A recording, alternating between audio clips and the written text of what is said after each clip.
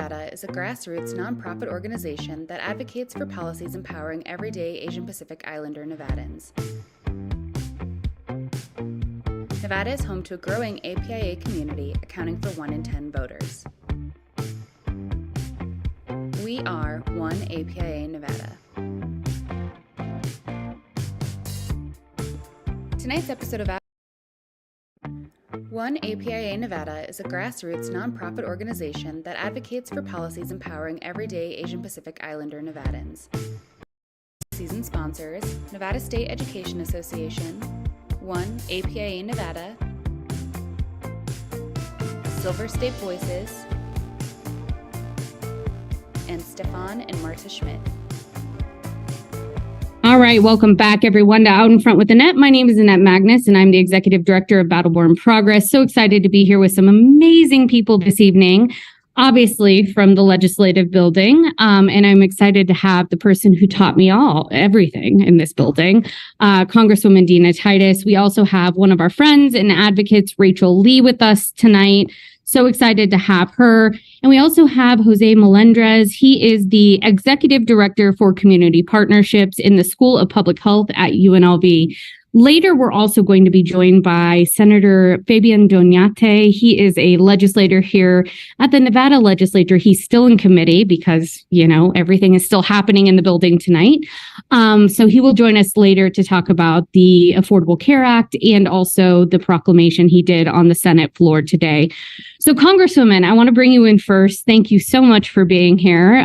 Always a pleasure to talk to you, especially in a week like this.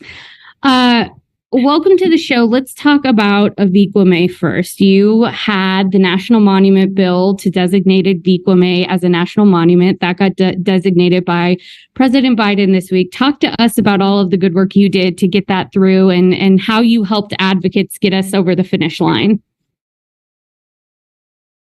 Well, thank you, Annette. You're kind to say that. The truth is, y'all have been working on this for 20-something years. You've had the tribes, you've had environmentalists, you've had conservationists, and more recently, you've been joined by local governments and businesses like Outdoor Recreation, Chambers of Commerce, because they know that by protecting this land, that will also bring people to do recreation. So it's a win all the way around. So thank you for all that y'all did.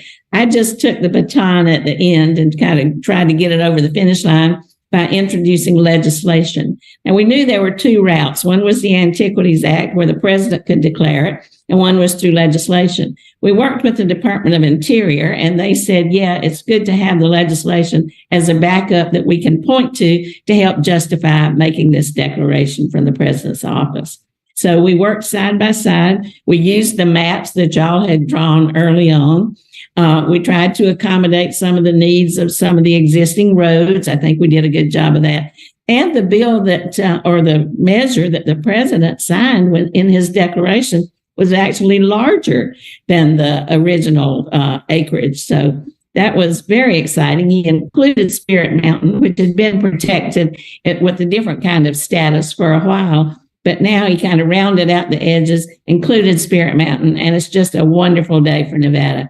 It's a sacred place for tribes. It's kind of their birthplace of some of the tribes. So it's very holy in that way. It's beautiful geographically and flora and fauna, all just incredible scenery.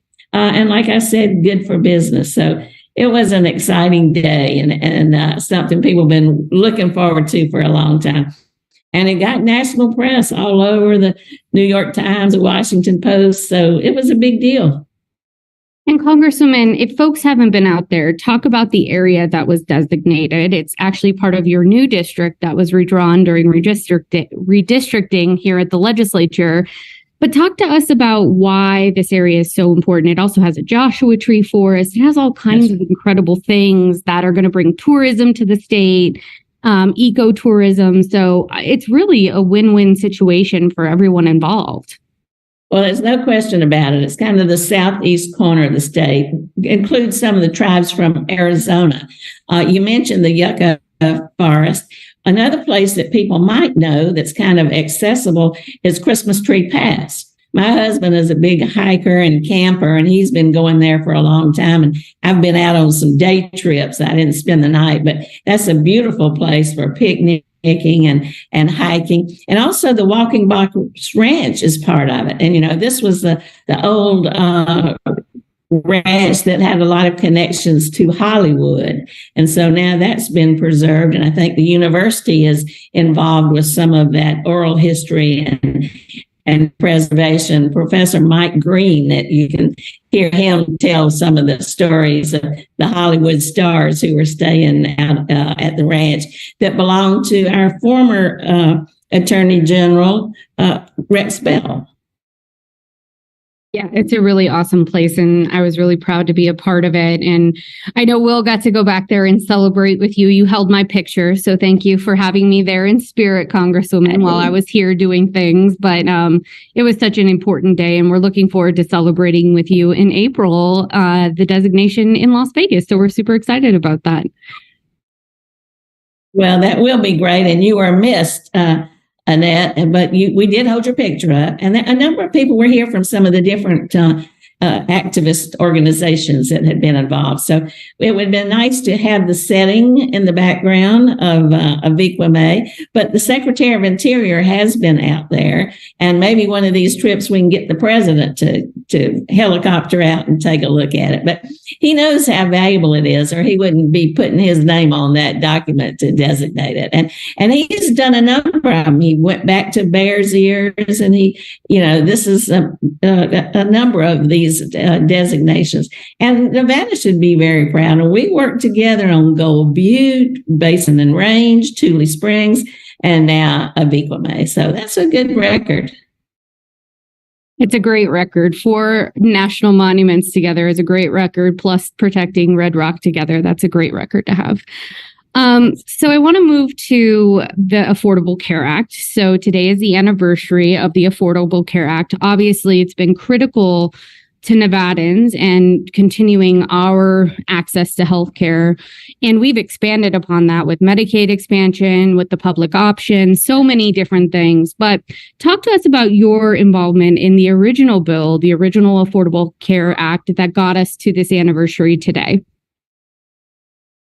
Well, I'm the only member of the delegation, Senate or House, who actually voted for the bill.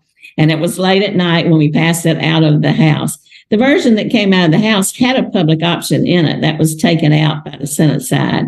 When we passed it, the Republicans all did this, na, na, na, na, goodbye, because it was such a controversial bill. We had people who followed us around with bullhorns. We had people storming our town hall meetings. Everybody said, no, this is socialism. Keep your government hands off of health care. Of course, they forgot that they were getting Medicare, but that they didn't put the 2 and 2 together. In fact, there was so much misinformation about it. We had the provisions for end-of-life counseling that doctors could provide, and that suddenly morphed into death panels, which was totally inaccurate. I had a lady, you may remember her, Annette, that followed me around everywhere I went, who had a T-shirt that said, "I'm the grandmother you want to kill." Now, I was starting to feel that way, but it was not because of the Affordable Care Act. We wanted to save her, but it was that kind of environment. So a lot of people knew it was a controversial vote. And indeed, it did cost the House the majority, and about 60 members of the freshman class, including me, lost because that was the main issue in the election. But we knew it was the right thing to do. And indeed, it was. You look at Nevada, we've always had a high number of uninsured, one of the highest in the country, because people work a lot of part-time jobs and service jobs where they didn't have insurance. So passing this gave them an option to buy insurance. It allowed small businesses to provide insurance at lower rates. It expanded Medicaid so more people could be brought in it. And the number of insured dropped from about 50 to 30%, just like that, once that went into place. And we did expand it just recently with the Inflation Reduction Act, which extended the subsidies for the insurance, brought down the cost of medicine by allowing Medicare to negotiate like VA does, and cap the cost of insulin. So it's been a step-by-step process. And I know that y'all worked hard last time in the legislature to get a public option bill. I think Ms. Canizaro carried that. And so that was another great expansion at the state level. Absolutely. Jose, I want to go to you really quickly. So I know you do work in public health and you do great work at UNLV. Talk to us about your various roles in the public health space and how that informs your perspective on healthcare in Nevada and some of the stuff that you've done around the Affordable Care Act. Well, thank you, Annette, for inviting me to participate tonight. Well, quickly, my role at UNLV in the School of Public Health is everything to do with connecting with the community and making sure that we, as a School of Public Health, are involved everywhere where we can be as part of our response to being a urban-based institution. Being a Hispanic serving institution, being a minority serving institution now with the diversity of all of our students and the community we serve. And so one way that we've been able to do that, thanks to Dean Gerstenberger and President Whitfield and all those folks who support us, is that several years ago, working with the state of Nevada and rest in peace, Assemblyman Tyrone Thompson, we championed the development of what is now the Nevada Minority Health and Equity Coalition. And that coalition brings together multiple folks across the state of Nevada.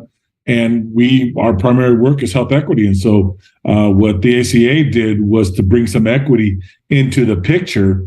I think at one point, we had in the history of Nevada, the most Latino children and families that now had insurance because of the ACA. And I remember right before the pandemic, we were really celebrating that opportunity for that, and I share, the reason why this has become so critical when we look at the thousands of families that live in Nevada and the diversity of our state. You look at those folks who, if it wasn't for the ACA, there would be no access to any kind of insurance. And I share a story. My father was an example. He was an immigrant construction worker, and the only time he could see a doctor was if he had cash in his pocket. And that included after he had his first heart attack at 47. That he had no idea that, to see a heart doctor gets pretty expensive. And so, so his insurance plan was the cash that he had in his pocket. And so that kind of health equity has come to the forefront, and the ACA has allowed us to create those spaces for folks to have access, to have insurance, to have some kind of sense of being able to care for our families. I think is a critical component, and sharing their stories and being able to give them the resources that they need to, have a kind of lifestyle that they're needed. And having insurance is one of those things that, that can be a big burden on parents and then throw the other things of economics and language challenges and all those other things. And so the ACA is, for me, from my lens, it's brought a real sense of equity to communities that really needed that help. And, there are thousands of folks who've been able to take advantage and use the ACA for insurance to help protect their families. Can I add something on that? Please do. I just wanted to compliment Mr. Melendrez, because a big part of it was getting the information out so people knew what was available for them. And his whole operation didn't wait for people to come to them. They took it to the community and took it in a language they could understand and made the information easy to figure out. And that's the first very important step. And, just two quick things and then I'll hush. But two ways it also expanded was for women. Being a woman was a pre-existing condition before this was passed, because they charged women much more for the same kind of problems. And they allowed young people to stay on their parents' policy until they were 26. So you had a little breathing room if you were going to school or once you grew up. And those two things, I think, were very important in addressing some of the equity that you were talking about. Jose, I want to ask you, in your opinion, as somebody who is a public health professional, what else do we need to do in the state of Nevada to keep this moving? That was another thing I was hoping to talk to the senator about. He's still dealing with mushrooms and psilocybin in committee, but What else should we be doing as a state to move forward when it comes to access to affordable health care and making sure people have access, especially in the Latino community? Right. I know the senator is building a lot of momentum behind what he's calling the HOPE Act. And it's critical because, if we start looking at the sheer numbers of the Latino community, or let's get into it, the undocumented and immigrant populations that call Nevada home, you have large numbers of folks that, again, don't have access to any kind of insurance or medical care like this. And so I know that's one area from a health equity lens that we need to find more opportunities to expand insurance, medical care, all those things to those populations. Jose, can I interrupt you for 2 Please, seconds? go ahead. We have a special friend, Brenda Erdos, who runs the Legislative Council Bureau, and she just wanted to say hi to the Congresswoman. I'm sorry, but hey, I just wanted to say hi. I'm so glad you did. Are you keeping them straight back there? I'm trying. She's the hero of this building. I know she is. She's always been my hero. Thank you for letting me interrupt. Thank you. Good to see you. Nice to see you. Sorry, Jose. Go ahead. No. So I know we're following that and trying to support the senator as much as we can, because that HOPE Act, if that was to go forward, it would open the door for critical resources with those populations. Because again, we do have a large undocumented and immigrant population in Nevada, and not just Latinos. I mean, you have Asian, you have African, you have from several of the Central and South American countries. So you have a lot of those folks who are trying to make Nevada home, but it's critical. So I don't know what it looks like in that sense to be able to create that space for those families to have access to what they need to have just any kind of normal life. And I want to say there's other legislation that's being talked about right now in the current session, where a lot of those things are going to be coming forward. So we're not lobbyists and we're not government affairs specialists or anything like that, but through the coalition, we have a lot of folks who volunteer their time with us, who are in those roles, and they help us track and look at where we can do that. And so everything related to health equity that the ACA has done, what they're trying to do right now with this HOPE Act, if that goes forward, and other things, so that we can serve everybody who needs to be served here in Nevada. So it becomes a critical component of having some kind of quality of life in Nevada. And so we're kind of, again, we're following as close as we can and monitoring that, and folks like Senator Pat Spearman and Dina Neal and some of those folks at Dallas Harris and some of those other folks who are doing some work in these areas that are going to be critical for the good of Nevada, because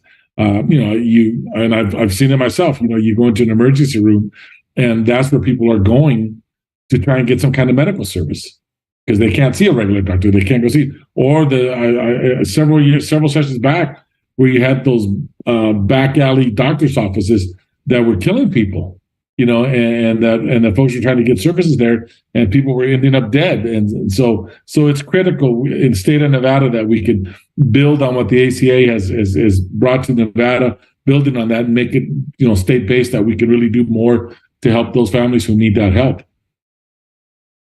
Absolutely. Jose, we'll come back to you in just a second. Rachel, I want to bring you in. Thank you for being here and always watching the show. Now you're on the show, so I'm glad to have you. Thank you. Talk to us about how, access to healthcare has impacted your life, and what the Affordable Care Act has meant to you over these years. Well, I appreciate the Affordable Care Act for anybody who prior to that could not afford insurance. So I'm grateful that I have a job, so I don't fall into that, but my sons do. They're adults. And in 2018, my son was 26 years old, and he was working, quote unquote, full time at the KFC, and he worked 39 and a half hours a week, just under 40 hours. So they wouldn't have to pay him and give him benefits. And he was going to school at the same time. Well, eventually he had a mental breakdown, to be honest. And so he was paying for $150 per session to see a psychiatrist. That didn't last too long. He eventually ended up in the hospital. and he has no insurance to go to this hospital. So, and I don't know if you guys are familiar with those 72-hour holds, but every place he's been in, and there's been 5 times, it's been a different situation. And this time he had no phone, no money, no way to contact me. And you're just there. And I said, well, when will he be evaluated? What happens? And nobody could answer me. And they said, well, he'll be evaluated maybe 3 days, maybe 7 days, maybe 14 days. We don't know. He never got evaluated. He ended up getting signed out by his psychiatrist. So he ends up going back to another one. And this one, I want to say, was one of the St. Rose hospitals, and they got him Medicaid at least. Again, he never got evaluated. He sat for 72 hours. And someone did come and talk to him. And as long as he wasn't going to hurt himself, she let him go. And so this happened quite a few times. In a nutshell, I was glad he got the Medicaid. And then after you get out, depending on which Medicaid they put you in, you may have a caseworker, you may not. For a while, he didn't. So he's just kind of not knowing what to do. So there was no therapy. And it's very limited on, matter of fact, I don't think he's seen an actual psychiatrist since he sees the physician's assistants.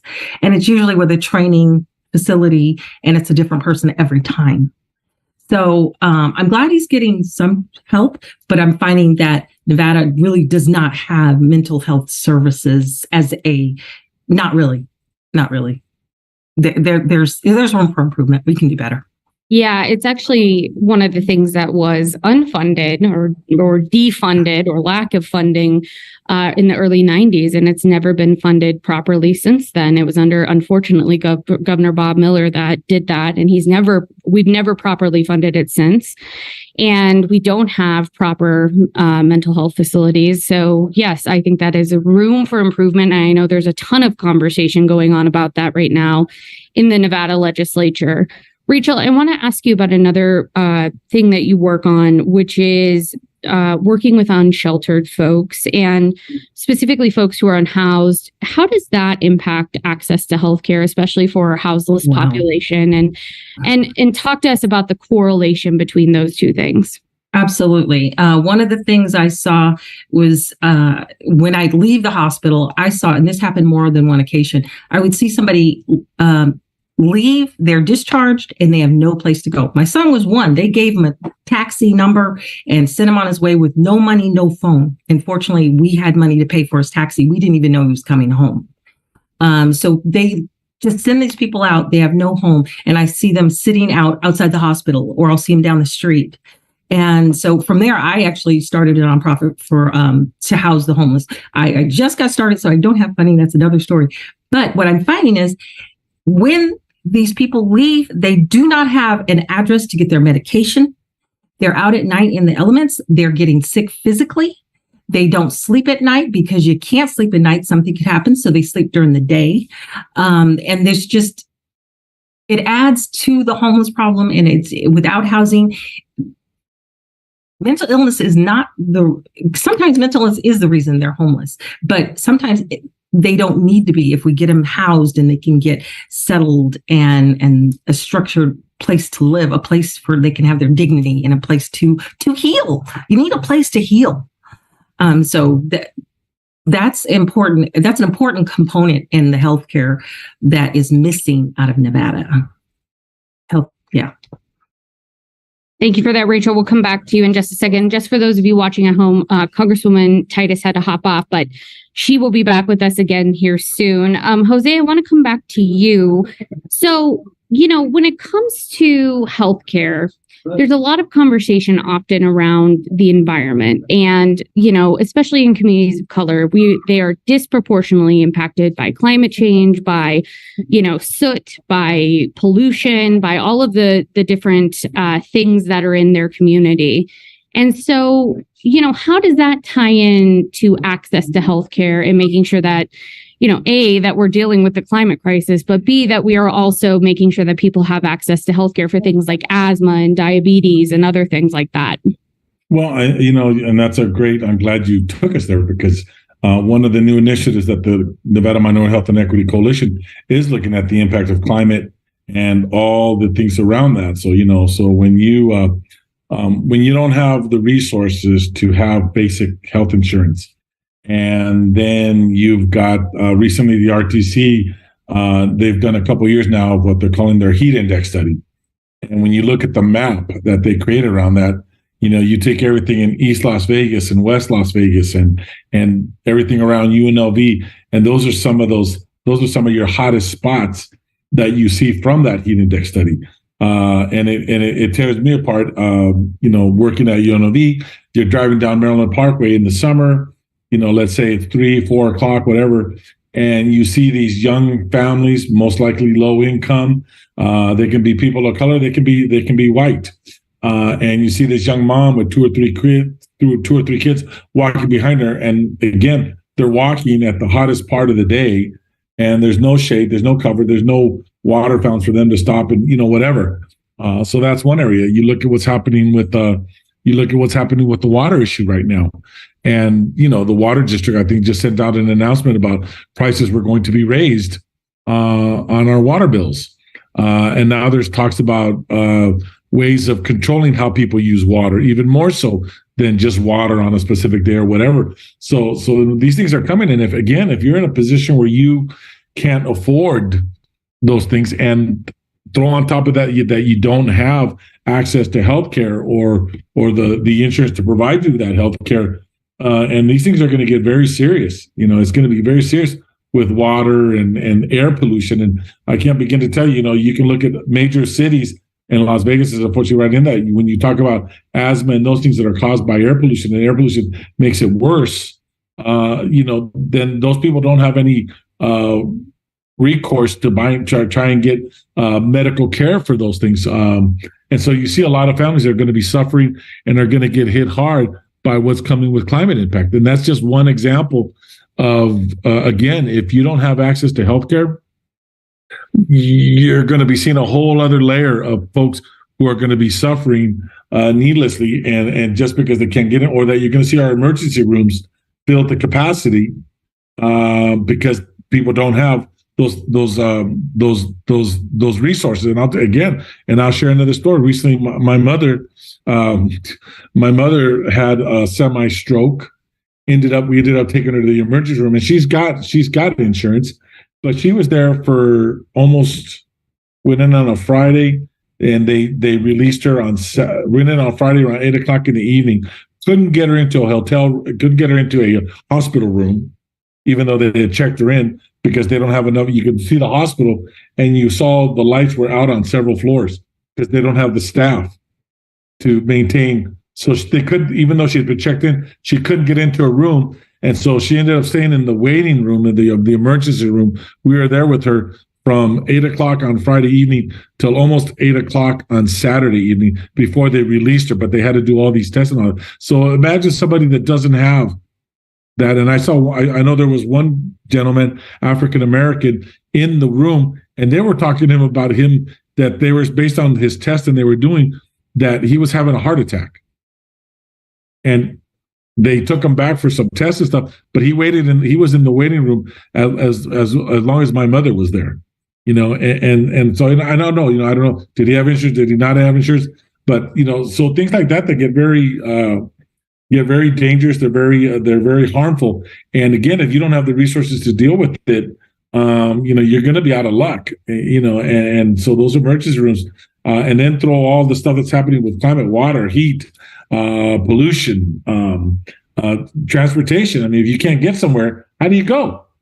Or if you've got a kid that's sick, and you're not going to call for an ambulance, because how many thousands of dollars are you going to be charged if you don't have insurance? So it's a scary time right now. And again, the ACA has alleviated some of that, but there needs to be more that we need to do at the state level to support that, or God forbid, the ACA is constantly under attack by the other side, and you never know. Maybe at some point they get enough votes to take it out, and and then what are people going to do? So again, it's a very the ACA, even though it's been there for 13 years now, there's no guarantees that it'll be there depending on what administration comes in and how the political tide goes. Rachel, I want to bring you back in. Same question for you. What do you think about the impacts of climate change and the impacts of pollution and soot and all of the things that we see in communities of color and access to healthcare, especially when you're dealing with the different communities and the different populations that you do every single day? Well, I agree with what Jose said. And what comes to my mind is the heat in the summertime here. And those underdeveloped community or underserved communities, they can't afford AC. So you're seeing more heat stroke. You're seeing more, like he said, the asthma actually gets worse in the summer. So I see that as, and then if they're unhoused on top of that, the heat here in Nevada it's brutal to those folks. So that's. Yeah, and that heat, and it's only getting hotter. Yes. It's only, I think at one point, this, Phoenix used to be the hottest part on this side of the planet, and I think Las Vegas, there was a couple of days where we were even hotter than Phoenix last summer. Yeah. So, Jose, what else do you think we need to do in the state to move us forward? We talked about undocumented folk. I think that's important. We've talked about the public option. I think that's important. But, what about expansion of Medicaid? I know we've already expanded it, but there's so many programs they're talking about this session that would expand access to Medicaid for new moms and for people who need access to other services. Are there other things that your program is looking at as solutions for access to healthcare? Well, I think it's critical, again, and I put on I work in higher education. And so for us, it's always about what does the data tell us? And, and the data right now is very scary in terms of we don't, you just mentioned all these programs, and yes, there's a lot of work that's being done to expand it, but I guarantee you right now, at the end of the day, it's not going to be enough. And so how do we we need to raise the level of awareness. We need to raise the level of engagement. We need to raise the level of compassion. Those folks who are the decision makers need to look at the human side of this and understand that if we don't do these things, these are going to be lives that are going to be lost. These are going to be people who are going to be suffering needlessly. If there was something that we could do from a policy perspective to put the right laws in place, to expand those policies, to open them up to be more people. Because you know what, just an example, all of the folks who are undocumented and immigrants, however they got here, they're here. They're not going anywhere. They're not going anywhere. There's not enough immigration enforcement to remove everybody. And at one point, I think they said the numbers were something around 12 million. For example, the DREAM Act that allows one pathway to citizenship, if that was to ever pass, and it's been on the books now for 20 some years, if that was to ever pass, you'd have thousands of folks in Nevada who could adjust their status and then be eligible for all these other things. And so there's just so much work that needs to be done there. And my hat's off to the policymakers because they've got a big job ahead of them. And whatever they get passed this time around, it's great, it's needed, we want it, but it's not going to be enough. And Las Vegas tends to be one of those places where people show up because of the opportunities. And then you see what's happening in California with the recent winter storms with snow and water and all that. That was just crazy. And heck, here in Las Vegas, we should be seeing a lot warmer temperatures, and it's still very cold there. And when we were getting snow here in Las Vegas, my daughter is in Virginia going to school, and they were having 80-degree days in Virginia. So there's this climate impact stuff is serious business if people aren't paying attention to it and what's happening across the United States right now. And so again, there's just a lot of work that needs to be done. And again, my hat's off to the policymakers, but whatever they do this time around, it's another level of just kind of the beginning stages. And there's going to need to be done so much more, and at all levels, right? The federal level, the state level, the regional levels. I know I participate on a Region 9 group that Nevada sits under for health equity, and climate impact has been a big conversation on a regional level for what's happening. So I think Nevada, what for me, what is great about Nevada is that it's a state that you can talk to. You have access to policymakers. We have access to the governor. We have access to our senators, Congresswoman Titus, and all of them. And so there's always opportunities to really have the ability to share our information. It's just a matter of who's listening and who's willing to step up and do something about it.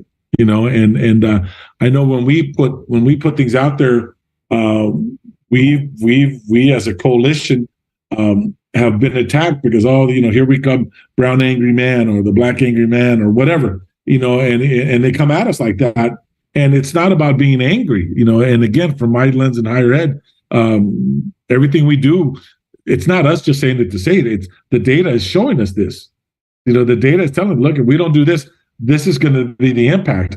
And you put policies in place that help Latinos, help African Americans, help Native Americans. You're helping everybody. You're helping everybody.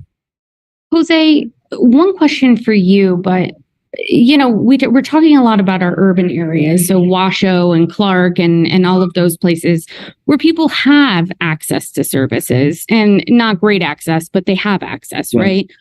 We have a whole state where there are rural communities that don't have any access to any kind of healthcare, whether it's reproductive healthcare, like we're talking about in the building today, whether it's, primary care. Some of these communities don't even have hospitals or urgent cares. How do we ensure? They got to drive 4 hours to get somewhere. Yeah. How do we ensure that our rural communities also now have better access to healthcare? And what should lawmakers be thinking about there? Well, again, I think, unfortunately, when you talk about, the longstanding political divide between the North and the South, and then throw the rural areas in there. I know that on April 4th and 5th, there's actually a health equity conference that's taking place for rural Nevada, and they're going to be talking about some of those things. But again, it's the policymakers. The way I see it, our policymakers have a responsibility to ensure that everybody's being represented. And yes, there are huge needs in the rural areas, and so how do we justify making sure that there are medical clinics open in those areas, that there are doctors who can serve those communities. And, do you throw more resources at it? That's always a challenge for Nevada. But how do you set up some kind of system that you can have clinics and all those that are stretched out across the state in Nevada so that everybody does have access to services? But again, that takes a lot of financial resources. That takes a huge commitment by policymakers, and it's got to be, I guess for me, the hard part would be, and it's got to cross the line, right? It can't be Democrats pushing one thing, Republicans pushing one thing, progressives the other. Everybody's got to be on the same page because my dad died from complications from diabetes, and what I learned about diabetes doesn't care what color you are. If you have diabetes and you can't get the resources, or let's say you don't have access to one of the core things about diabetes is learn how to eat healthy. Well, if you live in some place where, access to healthy fruit options is only on Thursdays, when it comes in by Saturdays, it's picked clean and there's nothing available to you. Well, then guess what? You're not going to have a healthy diet, or that, not everybody can afford to eat organically. Right? Not everybody can go to Trader Joe's and get their food and all that. You look at some of the rural areas, you look at some of the urban areas where you're gonna, nothing against McDonald's. I think those kind of places offer healthy options now, but still, you see one of those on every corner. And what can people afford? And so it's all of that. From my perspective, where we, as a coalition, we continually work to raise awareness, educate folks about resources, information. Here's these things, these opportunities to do this or that. Our work is across the state of Nevada, but I'll be the first one to own it. It's getting into rural Nevada has been a real challenge because we've just from both sides, whether we try to reach out to them or they reach out to us. There's that 7-hour part between Las Vegas and Reno that there's a lot of people that get missed. And so again, I think it's a responsibility, but more so than a responsibility, it has to be a real commitment by all parties, policymakers, community advocates, organizations and agencies that work in this area. We all have to be on the same page. And I know that there's a lot of times we're not on the same page, or we're all trying to do the same things, but we're not talking to each other.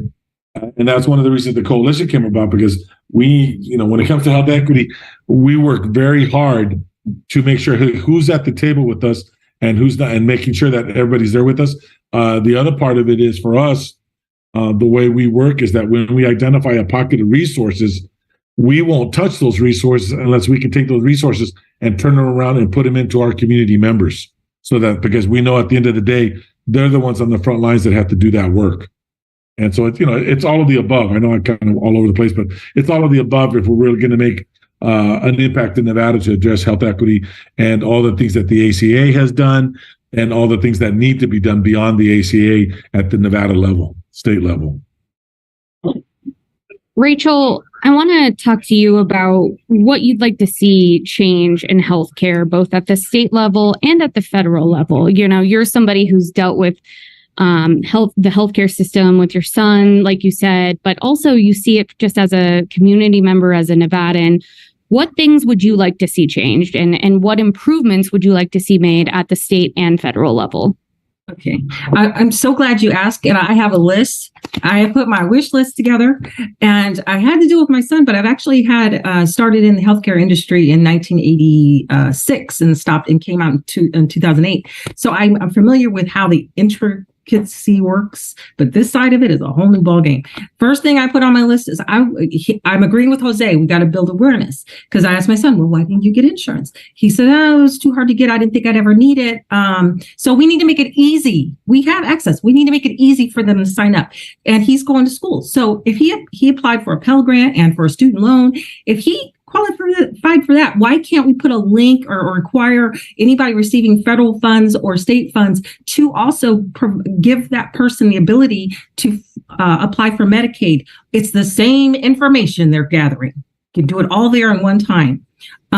Also, these employers, McDonald's, or having these people work 39.5 hours a week so they don't have to cover the insurance, have them apply during orientation for Medicaid, since you're not going to cover it.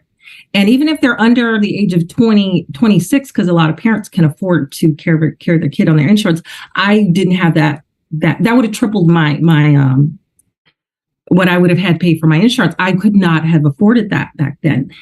Not all parents can. Let those folks at least apply, even if they're under the age of 26, and have it done during orientation. So it's done. Just like you do an orientation for other jobs, you're required to fill out for that 401k. It's a must. You start earning or collecting, and it's done. That should be a mandatory. If you're not going to pay for their insurance, you should give them the opportunity to apply for Medicaid right there. Also, raise the reimbursements. Find a way to raise the reimbursement rates for these physicians so more of them will become providers on Medicaid. Apparently, that reimbursement is so low that it's not something it's not worth their time. I don't have a better way to put it. So let's do that. And as far as, and I'm agreeing with like Jose and getting these healthcare workers out there, is there any additional scholarships for healthcare workers, whether it's lower, like even peer groups? You can start low where you don't need a major degree, but all the way up to the major degrees, and really making a push. Mental health is it's not seen as health. It's not seen as the illness that it is. Like your dad had diabetes. Jose, I'm speaking to you now. Your dad had diabetes. That's a disease. Mental illness is the same way, but it's not treated the same way. And it's the disease that is suicide is the one thing that's preventable, but we don't even treat it like it's a real disease. And it's just getting bigger and bigger and bigger. So scholarships for any type of healthcare workers, whether it's a psychiatrist, psychologist, peer group. We might even have to invent something out there, like the healthcare workers that go to the people's house when the police come in certain states. Colorado has that. We didn't have that. My son had a really severe episode. 12 policemen showed up at our door. He was no harm to anybody but himself. Absolutely. But if they had somebody, even just one of those cops he was so nice so nice and so calm. And so we didn't need everybody. We needed that one guy.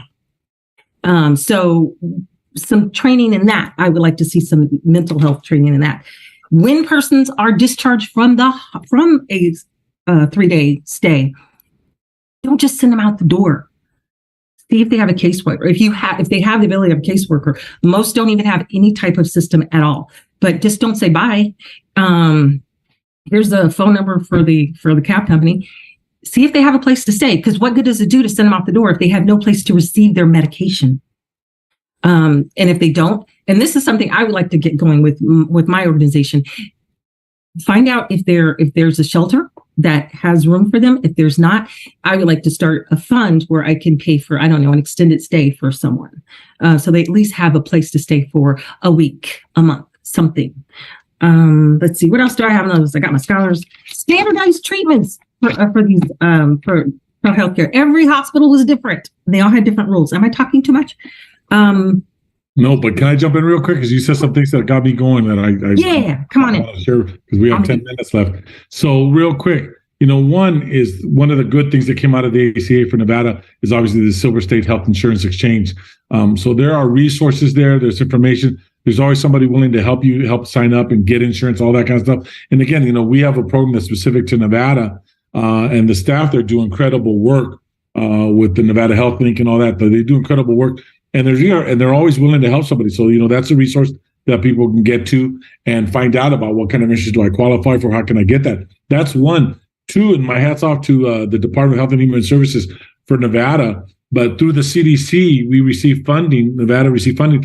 And then through that, they put it out to multiple organizations to do exactly what Rachel was talking about, increasing the diversity and the workforce in public health so that we can get more people into this work, understand what it is, and be able to help more people. So that's there. Another thing that we did at UNLV School of Public Health, we applied. There was recently a HRSA grant that we applied for, and we got it.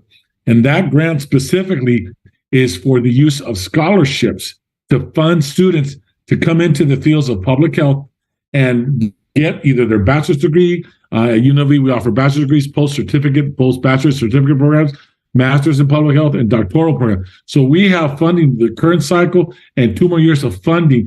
Anybody willing to come into this field, either as a diverse representative of a diverse community or willing to work on the social determinants of health, we have funding. If they get into our program, we have funding to help them stay in our program, graduate, go out there and be workers in this area. Another thing I want to plug, and I know it's in some of the legislation, is the use of what Rachel was talking about, getting staff over, the use of community health workers. That is huge.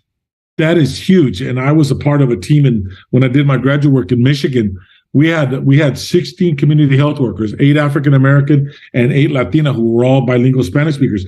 That is such a critical tool and resource for Nevada that you can position a community health worker in those, to Annette, to your point earlier, you can tap a community in the rural areas, get some of the folks, train them as community health workers, pay them, and they can be directly in there providing resource, education, getting those communities connected to all of the areas. And then again, establish some kind of system across the state of Nevada where we're networking across the entire state and the middle part, rural areas, to connect people to resources. Big thing that we've all learned from the pandemic is the use of telehealth. That is one, we can tap that all over the state of Nevada, but not everybody has access to a computer. Not everybody has access to the internet, that you can do this kind. So the infrastructure that needs to be put in place for telehealth programming across the state of Nevada could be one way to really tap into and give people those opportunities. If I'm not feeling right, well, at least I can get on a call with a doctor or a nurse practitioner, tell them what I'm experiencing, or the services that can be provided on mental health, to Rachel's point. There's a ton of resources now. We need to make sure that everybody in Nevada has access to that when they're dealing with mental health issues. All right. So as it's been an amazing program tonight. Thank you both for staying on with us. The psilocybin hearing is still going, and Senator Donate is chairing that committee tonight, and it's the Health and Human Services Committee. So he is busy tonight. He's a busy man. But I want to say thank you to Senator Donate today for putting the the proclamation on the floor, giving that to our colleague Matilda on the Senate floor today, recognizing today as the anniversary of the Affordable Care Act. We did some social on it. We'll share the proclamation again because it was awesome. We'll put it in the chat, but wanted to give him a big shout out for all the work he's doing this session on healthcare, but also all the work he's doing to help us commemorate special occasions like today, the Affordable Care Act anniversary. So just to wrap up with both of you, and also big shout out to Congresswoman Titus for all her work on healthcare, because she's incredible. As we move forward, thinking ahead, in the next 5 years, where would y'all like to see Nevada, and where would you like us to be when it comes to affordable healthcare for all of our people across the state of Nevada? Rachel, I'll start with you. Wow, it's a big question. I'd like a really big mind shift of priorities and making sure that healthcare is a priority. And in order to get healthcare a priority, Jose mentioned infrastructure. A lot of times we need teachers, so education has to be a priority. So I'd like to see a complete mind shift of the big picture of taking care of not just certain groups, but inclusivity, and long-term thinking, especially with the climate changes that are here. So big mind shifts, lots of changes. Well, yeah, for my part, I would say it definitely is the part about infrastructure so that we can be connected across the entire state.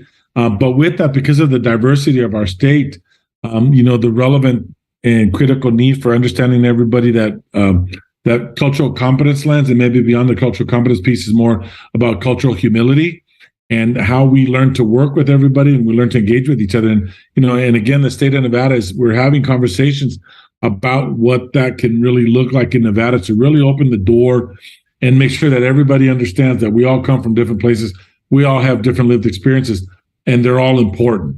And when you start thinking about those things and understand that somebody's going to come with different experiences, but we value that versus attack them on that. And so I think that's the kind of public health system that I think we need, that would really be open and folks willing to learn and willing to admit, okay, I don't know how to work with this community. What do I need to do? And make sure that, one of the luxuries we have with the coalition is that when we don't know something, or we don't know somebody, or we don't have access to it, then let's find somebody who we can bring into the coalition and do the work that we need to do.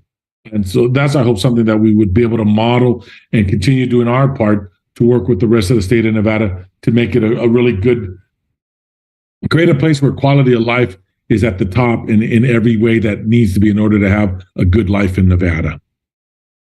I love that. Thank you both so much for your advocacy and for all the work you do in our communities. We love and appreciate the work that you're doing. So thank you for everything. And thank you all for watching. We have a really important hearing going on upstairs for abortion access, SJR 7. Some of our advocates are just now leaving the building. They were just testifying in support of SJR 7, which is Senate Joint Resolution 7 to protect access to reproductive health care. So I'm going to go up there and watch the rest of that hearing tonight. We also have the psilocybin bill, like I said, that Senator Donate is working on right now. He's leading that committee. It's Assemblywoman Rochelle Wynn's bill. So lots going on in the building today. Lots happening all day. I got to, get in a little tiff with the governor today about his restorative justice policies or lack thereof. So make sure you're following us on Facebook and Twitter. We will be back out in front next week with more on the Nevada legislature. Next week is going to be a very busy week. They actually moved the deadline for bill introductions to Monday. So we will have more bill introductions happening this coming Monday. You're going to want to tune in for that.